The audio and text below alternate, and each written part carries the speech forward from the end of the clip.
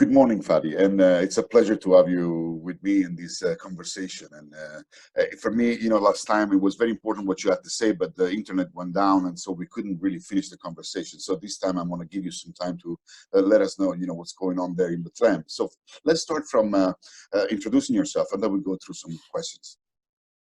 Good morning, Davida. Thank you for this opportunity. Yes, I agree with you. The news from the ground is more important than anything else. So my name is Fadi Kattan. I am a chef and I manage a guest house in the heart of the old city of Bethlehem. I live in the old city, around 1,000 meters away from the Church of the Nativity. Yeah, that's me in a nutshell. Wow, that's great. So, what's going on at this point in time? How long has it been that you guys are in the lockdown, and what's the experience at this moment there in Bethlehem? We've been under lockdown since the 5th of March, and for the last 15 days, we've been under what they're calling total curfew, as in we're not allowed to leave our houses at all, except for like real essential. They allow a few hours for shopping and things like that. The experience here was quite and is quite challenging. We're not having the dramatic numbers that we've seen elsewhere. Today's count is 161 patients with coronavirus and 1 death. That's for Palestine. For Bethlehem itself, we had around 38, 39 cases. What is interesting in our experience here is many layers. The first is how transmission happened. And the first cases were in 2 hotels that cater for massive pilgrimage. And the cases started there. One of the hotels had 18 cases, the other one had 5. And then it stayed contained there. The third hotspot we had was in a church where one of the hotel staff members used to go pray, and he infected the pastor, and then therefore a small prayer group got infected, quite a bit of people got infected. But that was the beginning. And what is interesting is our government, our Palestinian government, despite being a state under occupation, being a small country, being all of this, managed to react very, very quickly. And that's why we've been practically for a month in lockdown. A lockdown was imposed as a preventive measure because our healthcare system will not be able to deal with a coronavirus outbreak. If we had the numbers that are happening elsewhere, it would be a total disaster. So they locked down very quickly. What's happening now in the last few days, and it's quite frightening, is, Palestinians are, so in Palestine, we're under the government of the Palestinian Authority, but then we're still under occupation by the Israelis. We have no sovereignty on our borders and control of our borders. A lot of Palestinians work mainly as construction workers in Israel. And we've been seeing the numbers in Israel of patients with coronavirus increasing a lot in the last few days. In the last week in Palestine, and that's where our number jumped from 60 cases to 161 cases this morning, is because of 2 things. One was the workers that work in Israel came back to their homes. And because our government doesn't have control of the borders, they could not impose quarantine at the return. The other thing which is also interesting is in Gaza, and Gaza has 2.5 million people. It's one of the most dense places in the world. It's totally surrounded. On one side there's the sea, and then Israel has imposed a blockade on one side. On the other side, the Egyptians have closed the border, but that's historically happening. The first cases that happened there were Muslim clerics that were in Pakistan for an Islamic conference, which still happened while coronavirus was ravaging the world. And it seems there was 200,000 people there. So you can imagine the widespread in the Muslim world coming from that conference. So what we have here is in both cases, the first cases in Gaza and the cases in Bethlehem were both linked to religious travel. And I think this is bringing us to think a lot about the day after coronavirus. What is going to be the reality of travel and religious travel, particularly in pilgrimages? Now, in a week's time, it's the Passover holidays for the Jews in Israel. It's Passover for the Christians in Palestine, and it's Ramadan starting in a couple of weeks now. The problem with Passover in Israel is the Palestinian workers that are still in Israel, and there's 50,000 of them, will be sent home. And our government is trying to prepare to this arrival of 50,000 people. We don't have the capacity to screen 50,000 people. We don't have the capacity to establish quarantine centers at the entrance points. There's 28 checkpoints that are created by Israel, where people can come back to the West Bank from these checkpoints. So that our government will not have neither the human manpower nor the technical capacities. And this is where today we're seeing a real worry from our government, from people. How is this going to happen? Because this morning, I'll give you an example of this morning. This morning they declared 6 cases in 6 villages around the city of Ramallah. And there's 1 case in each one of the villages, and all of these cases are workers that came back from Israel. What it means in a village setting, most probably the worker that came back did not confine to quarantine and mixed with people in the village, which means we'll see numbers coming up in a few days of people infected with coronavirus. And then that's really, I think we thought after lockdown was imposed and we saw the numbers in Bethlehem stabilize, we thought containment was working. I think we're going to face another peak in the numbers of patients with the return of workers over the next coming week. Well, no, that's clear. Now, how is people? Is everybody abiding by the curfew and everything like that, or is there like social difficulties? Because we find that in Italy, we had a lot of problems in having people remain at home and self quarantine. What is out there? I mean, is everybody abiding by it, or is the police outside doing, try some control, some ways to control? Actually, the police, people are it's varied. A lot of people did abide quite quickly, but then there's 2 phenomena. There's the social phenomena of we are people that live in communities, and people could not accept the idea of you locked down in your house alone. You don't see your parents, your brother, your cousin, and I think it's a bit similar to parts of Italy, that this communal living type of social relation. The other thing is, and we're seeing this, I think we've seen this in a lot of countries. I just saw a video a couple of days in Dubai where some influencer on Instagram went jogging and was telling people, don't listen to the government, go out. And so we're getting these hotheads a bit of people who think it's cool to break the confinement, who think it's, this is, and I think these are the worst because they will transmit the disease quicker than anybody else.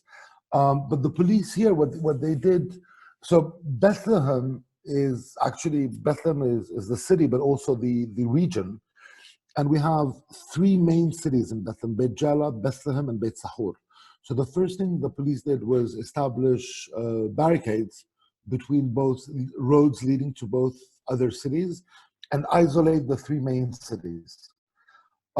Then when they saw that people were not abiding even within the cities, they were not abiding with the isolation, they established more roadblocks around the city. We hear the police go around telling people to stay at home. There has been a decree that passed which puts if you break the isolation or the confinement rules, it's 1 year jail, and I think it's a 500 or 600 euros fine. So they are putting forward measures to control it. But we've seen examples that have been shocking in some places where, for example, the south of Bethlehem, there's a village called Artas, which is the biblical Hortus Conclusus, the closed garden, where Solomon wrote the Song of Songs, supposedly. A lady who works in an Israeli settlement next door came back to her house knowing she had symptoms. The government instructions is you quarantine, and then 14 days later, if symptoms have gone, it's okay. If not, you have to go get tested.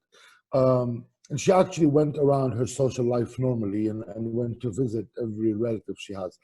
A few days later, we had 7 cases declared in that village. So it's really, and the problem with the villages specifically is because of the Israeli occupation in the West Bank and the fact that we have roads, access to main cities is not always possible. There's Israeli bypass roads, the settlement roads. It makes it very difficult for healthcare to be available in the villages. And that is I think our next worry. But no, the government's been quite tough with people breaking the confinement. And it's been more or less working. If we look at the cases, we're 6 million Palestinians in the West Bank and Gaza and East Jerusalem. We have 161 cases. Let's hope it stays that low. Yeah. We've had 18 people that have, from the 161, 18 people that have recovered. So they were the first ones that were in the first hotel. I think we're expecting the third test, they test 3 times for people who are on the way to recovery. We're expecting them in the next few days. Let's hope there's more people that have managed to recover. Yeah. Yeah. One other thing that, because all the business has been blocked, I understand that in Israel it hasn't, and Palestinians are still going in and working. But I'm wondering, your business, probably the restaurant and tourism, has been blocked. I mean, nobody's coming, and it's going to be crazy. So how long can you hold in, and how is it, how long can it go before there's no way to recover from this problem? I think there's always a way to recover. That's a good point. What I see now, and I think this is our priority now, is to be able to ensure that our staff manage to still get paid. So the government passed a decision to say we'll pay 50% of our staff salaries. We did this month. Let's see, next month we'll be able, but how long will we be able to sustain this? That is my primary concern.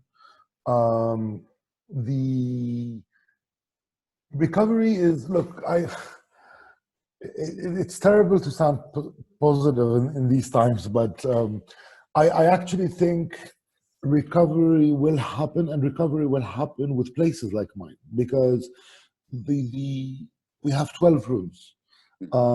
Most of the city has massive hotels that have 100, 200, 300 rooms. They've only been working on mass pilgrimage. And I think mass travel will not recover. People will not. Today, people are worried of being in groups, of large groups. I think the first rebound will happen with individual travel, with small scale travel, with somebody traveling in a couple, alone, with a family scale maybe, but not large travel. I do think the restaurant industry will rebound quickly if we adapt, because people will come out of this crisis without much money. We need to understand this. We can't go back to our fancy gourmet fine dining menus quickly. People will not be able to afford them, even people who have money. And but I think the recovery for the restaurant industry will happen quicker, because people being locked up for so long will want, and I think food is one of the easy things to bring joy to people. People will go back to restaurants. On that subject, I was stunned by some places across the world where our industry was very slow to lock down, where people did not prioritize human beings and prioritize profit and income and loss. I could not understand some quite famous people saying, I will not close down until the government says I have to close down because I need to touch my insurance. Is this the time to think of insurance repayments? I don't think so. And in Italy, I think we've seen fantastic reactions by some quite known chefs. You know, there's two of them that or the three that I admire much, and I think somebody like the Costardi brothers, who are just outside of Milan, Christian and Manuel are friends of mine, and we've cooperated recently on a couple of things, trying to get the message out: stay home, stay home, stay home. You know, everybody has to stay home. The other chef that I think has done great work is Massimo Bottura. Massimo managed to create his online presence every night now, and he's telling millions of people across the world how to cook an easy dish. At the same time, he carries, the Food for Soul project, which was trying to feed people in need. This is a subject that we all had a questioning in just after the start of the coronavirus. How do we deliver food to people who are in need today? And in Bethlehem, we tried to set up the idea of delivering warm meals to people in need. It did not work because the delivery process was going to be extremely risky and contaminating. And, contaminating people in need today in Bethlehem are mainly elderly people. Exposing them to more risk would just be a disaster. So we were advised by the local authorities, actually, the mayor of the city is, wait until this is over, because once this is over, people's economic situation is going to be a disaster. And then you can still be able to deliver something that's meaningful to people at their homes with less risk. And so I think today there's this whole discussion of what do we do? You're locked down at home, and you have the will and the health today to be able to offer something to the rest of the society. And I, there's a value which is very important for me, and it's solidarity. Regardless of what faith you come from, what ethnic origin you come from, what sexual orientation you have, today I think the world is learning solidarity, and solidarity at all levels, at the basic economic level, but also at the spiritual level, also at the psychological level. And I think that's where we all have a duty, as long as we're healthy and able. So what I've done is I've launched a podcast 10 days ago today, where we do every morning a 15 minute show. One day it's a recipe, one day it's an interview with a chef. We're getting chefs from all over the world, and the ball's rolling now, and I'm getting all these people calling up and saying, look, can I participate? Because, as a chef, a lot of our trade is people to people. We're in our kitchens, but we're also in our restaurants. And when you're in lockdown, that's the first thing that you feel is this has been turned off. How do we go on being able to do this people to people? And it's tiny in the comparison to healthcare professionals, but it's a bit of hope. So teaching people how to do sourdough bread, or being able to answer somebody's message on, is my yeast still good or not? Because all of a sudden, and that's an interesting thing, all of a sudden everybody's become a baker now. You will not imagine how many people are reaching out and saying, oh, but how do I do this? And people from all over, from Africa, from Europe, from the United States and Asia, that are followers or things on Instagram, like, oh, but I'm baking a baguette, it doesn't look right, what should I do? So people are, I think, going back to basics, and I think that's one of the most important things that are happening now. people have started learning how important basics are. Yeah. It, yeah. No, it's human, and this is a human problem. It's not an ethical problem, and I believe Yeah. you're right. I mean, we're going back to the basic because that's what's left. You know, when you're locked down and when you look at yourself and your family, you would want to hug your relatives and you can't. You know, then you start to miss what before seemed granted. You didn't even realize you were doing it, and now that you cannot do it anymore, that the basic comes back in. Now, one thing before we close, I want to know how can people find your podcast? I mean, is it on Instagram or is it? It's on my Instagram. I mean, it's a podcast that's also on Spotify, on iTunes. It's yeah, I'll send you the link. And yeah, we're trying. You know, the idea is to try and promote a bit of hope to people now, because I think we'll see. I mean, I'm not a healthcare specialist, and I will not assume numbers, but I think we'll see after this is over, we'll see more problems with people's mental health rather than physical health. You know, as Palestinians, because we are under occupation, we have had in our recent history, very recent history even, moments where Israel imposed on us total curfews. So we still have a bit of an understanding of what it means to be locked up at home. I'll be honest, the night they declared, so our government at 6 in the evening said, starting tonight at 10 o'clock, there'll be total curfew. And so I went out to buy supplies for the house. And it sent me back to the beginning of the second intifada, so the 2001, 2002 years, where Israel imposed on the city a total siege. And I could see in the shops people behaving like they behaved in 2002, which was fear, total fear of a war. Except the difference this time is the war, we're fighting it, us and everybody else, including the Israelis. We're all on the same side of us, humanity and the virus. But it was a challenge. I think it brought back a lot of bad memories to people here. At the same time, they didn't know what to do during the lockdown. So they still had the reflex to be able to do it. Right. No, I understand. Yeah. So, well, thank you, Fadi, and I will probably, call you in a week or so just to get an update if you don't mind, and just to keep in touch and see how things evolve, because I am also concerned about the after COVID-19, and I want to see how the resilience in people will kick in, and some people will bounce back, as you said, but some people won't. And so I want to keep an eye closely on everything. And thank you for being with me in this conversation. And we'll talk next time soon. All right.